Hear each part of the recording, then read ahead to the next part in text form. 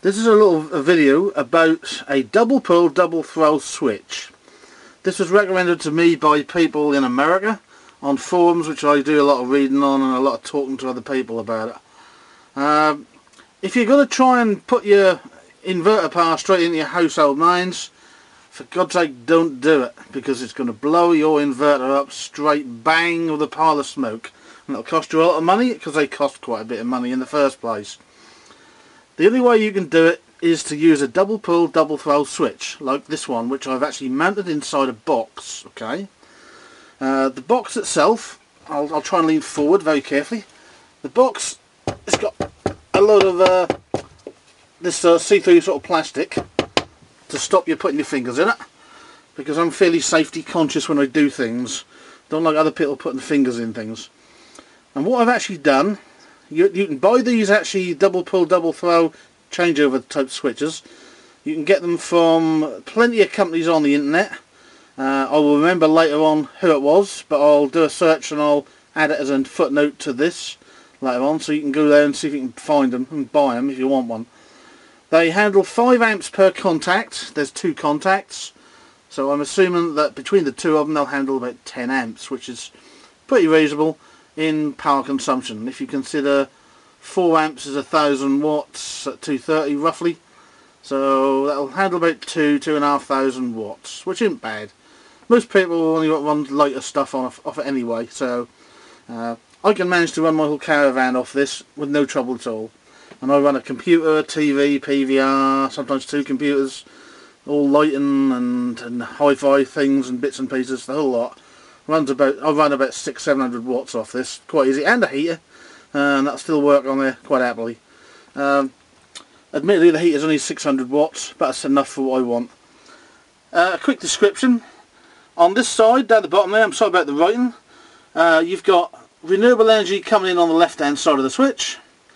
You've got utility coming in on the bottom right of the switch, and at the top you've got 230 volts coming out, and it goes to a 13 amp plug, and then it goes out to my caravan through the big cable down the front, right? Basically it's a really simple switch. I can point you probably to another site to explain how to do it. I'll find the site. I can't remember what they're called, but I did find it on their site, and they were the ones that tell me where it is. I think that's re-something.co.com or something about renewable energy. Anyway, this is the only way I would actually do it. I'm going to incorporate a few more of these later on if I ever manage to finish my system, which I'd like to. It's still waiting for some things to be done. There's laws in this country, but basically this is the only way to do it.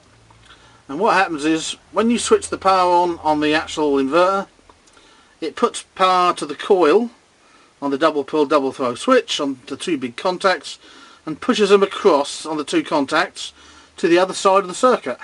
So it goes from utility on the right to renewable energy on the left, and then it goes through the contacts and straight up to the output. Some of you looking at this may notice that there doesn't seem to be an earth going through this one. I've actually got, even though I've actually got mostly double insulated equipment in my caravan, I've also got a box on the other end which is basically a 50 milliamp trip and everything on it, and there is actually a earth coming out of the caravan down to the ground, so I've actually grounded it on the other end rather than this end. So there is a ground on it, so it should work okay. Anyway, this is the final update of it. If you give me a minute, I'll change to close-up focus, and I'll give you a quick rundown of a close-up shot of it. So here comes the close-up. And here is a close-up as promised. You can see renewable in that side, utility in that side. That goes round to that side of the circuit. There are like 8 connectors on here. I don't know if I can show you the 8 connectors, see if I can get the light on it in the right place. Probably not. Basically it wires a certain way. Power goes to each side, and the power from the renewable energy goes to another set on the coil, and that switches it over. And it's going through fairly big connectors all the way out to the main plug, which is an output, which goes off to there. Okay, gotta go. Bye, see you next time.